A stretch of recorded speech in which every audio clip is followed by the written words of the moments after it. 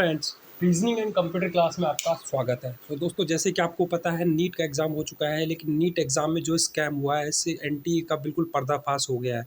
जी हाँ दोस्तों, एनटीए ने ऑफिशियली पता चल गया है कि किस तरह से हरियाणा में जो 7 स्टूडेंट्स के उनके 720 आउट ऑफ 720 आए हैं।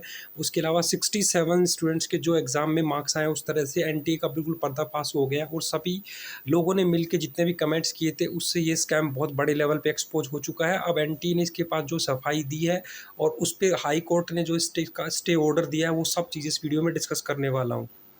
तो दोस्तों, सुप्रीम कोर्ट में 2 केस इसके लिए फाइल हो गए हैं। जैसे आप देख सकते हो, इसमें पहला केस है जिसकी सुनवाई इन्होंने सुप्रीम कोर्ट में रखी है 8/7/2024 को, और ये केस उन्होंने फाइल किया एनटीए के अगेंस्ट। आप यहाँ पे सीधा स्क्रीन पे देख सकते हो कि किस तरह से एनटीए यूनियन ऑफ इंडिया, तो किस किस स्टेट में इस केस को बेसिकली कहाँ कहाँ पे एनटीए के लिए इसको रिस्पॉन्सिबल बताया। तो देखिए दोस्तों, union of India, national testing agency, state of Rajasthan, जितने भी स्टेट्स में जिनमें एनटीए का नीट का एग्जाम हुआ था, उन सब के लिए दोस्तों सुप्रीम कोर्ट में केस फाइल हो गया है।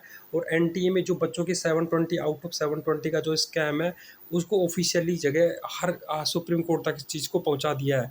अब बहुत जल्दी रीनीट को लेके दोस्तों एक दूसरा केस भी फाइल हुआ है, जो मैं आपको यहाँ पे दिखा देता हूँ। अगला केस देख सकते हो आप दोस्तों, सुप्रीम कोर्ट ऑफ इंडिया में यहाँ पे हुआ है। ये इसका डायरी नंबर यहाँ पे देख सकते हो, और किसके अगेंस्ट ये फाइल किया गया है। ये फाइल किया गया national testing agency and others, मतलब एनटी के खिलाफ ये किया गया है।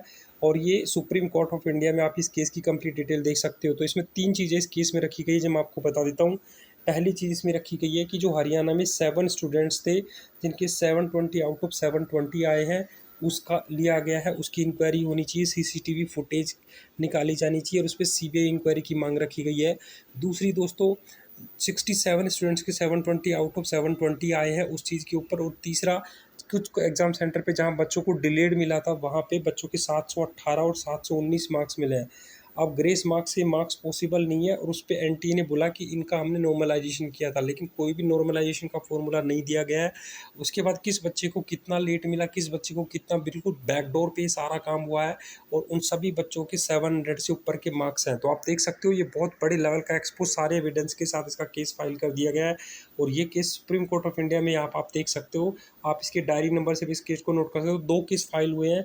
पहला हुआ है हरियाणा के स्टूडेंट्स, जिसमें एक सेंटर पे बच्चों के 720 आउट ऑफ 720, और जिन 7 बच्चों का नाम आया वो जिस कोचिंग इंस्टीट्यूट में वो पढ़ते थे, बड़े कोचिंग इंस्टीट्यूट में, उनके कभी भी 720 का जो पेपर होता था उस हिसाब से अगर दोस्तों उनका बताते हैं कि कभी भी उनके 300 से 400 से ऊपर मार्क्स नहीं आए, और उन बच्चे के 720 आउट ऑफ 720 हुआ।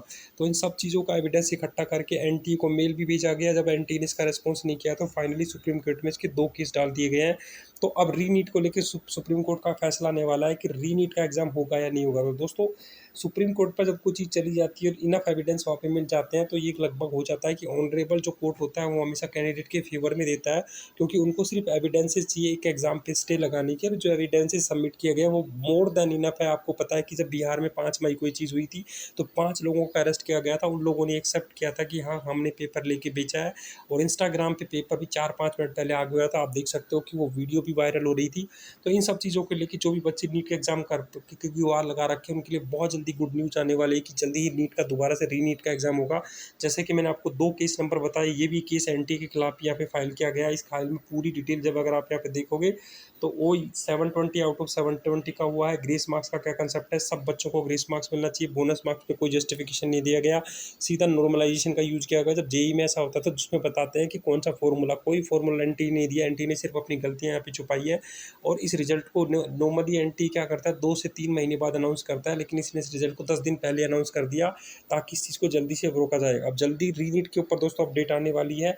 आपको करना क्या है, आपको इस वीडियो को लाइक करना है और सुप्रीम कोर्ट के इस ऑर्डर को दूसरे बच्चों तक पहुंचाना है, और ताकि सारे पेरेंट्स तक पहुंच सके और जल्दी से सुप्रीम कोर्ट इस चीज़ पे टॉप लेवल पे एक्शन ले सके।